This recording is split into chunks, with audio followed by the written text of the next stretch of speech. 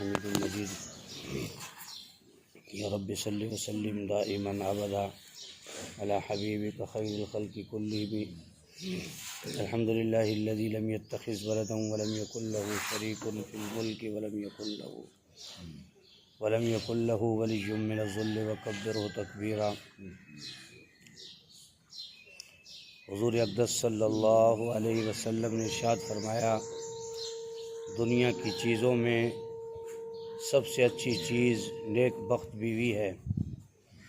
حضور اقدس صلی اللہ علیہ وسلم نے ارشاد فرمایا، دنیا کی چیزوں میں سب سے اچھی نیک بخت بیوی ہے۔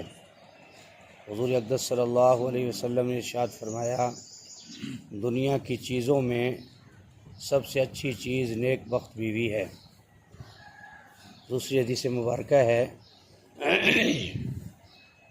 حضور اقدس صلی اللہ علیہ وسلم نے ارشاد فرمایا، مسلمانوں کے لیے سب سے زیادہ فائدہ مند چیز نیک بخت بیوی ہے۔ اگر شوہر اس کو کوئی حکم دے تو وہ اس حکم کی اطاعت کرے، اگر اس پر نظر ڈالے تو اس کو اچھی معلوم ہو، اگر اس کے لیے قسم کھائے تو وہ اس قسم کو سچا کر کے دکھائے، اگر اس کو گھر میں چھوڑ کر چلا جائے تو وہ پاک دامن رہے، اس کے مال میں کسی طرح بھی خیانت نہ کرے۔ حضور اقدس صلی اللہ علیہ وسلم نے ارشاد فرمایا، مسلمانوں کے لیے سب سے زیادہ فائدہ مند چیز نیک بخت بیوی ہے۔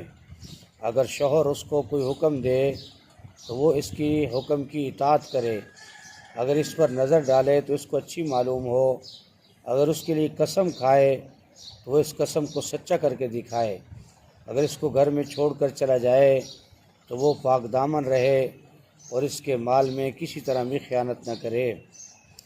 حضور اقدس صلی اللہ علیہ وسلم نے ارشاد فرمایا، عورت پر سب سے بڑا حق اس کے شوہر کا ہے اور مرد پر سب سے بڑا حق اس کی ماں کا ہے۔ حضور اقدس صلی اللہ علیہ وسلم نے ارشاد فرمایا، عورت پر سب سے بڑا حق اس کے شوہر کا ہے اور مرد پر سب سے بڑا حق اس کی ماں کا ہے۔ یعنی انسان جو ہے، بیوی جو ہے، اس کا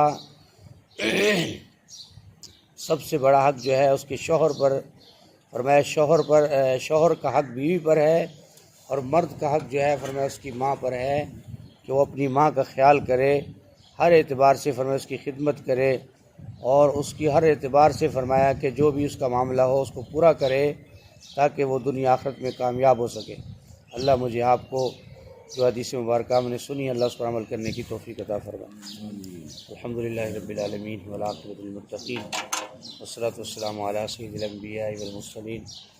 اللہم انک عفو کریم تحب العفو فاعف عنا یا کریم۔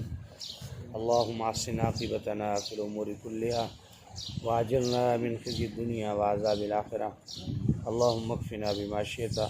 اللہم انا نجعلک فی نورہم ونعوذ بک من شرورہم۔ اللہم انی اسألک الہدی والتقی والعفاف والغنی۔ لا الہ الا انت سبحانک انی کنت من الظالمین۔ وافوض امری الی اللہ ان اللہ بصیر بالعباد۔ اللہم انت السلام ومنک السلام، تبارکت ربنا وتعالیت یا ذا الجلال والاکرام۔ ربنا لا تزغ قلوبنا بعد اذ ہدیتنا وہب لنا من لدنک رحمۃ انک انت الوہاب۔ اللہم انا علی ذکرک وشکرک وحسن عبادتک۔ ربنا تقبل منا انک انت السمیع العلیم وتب علینا انک انت التواب الرحیم۔ صلی اللہ تعالی علی خیر خلقہ محمد وآلہ واصحابہ وآل بیتہ اجمعین برحمتک یا ارحم الراحمین۔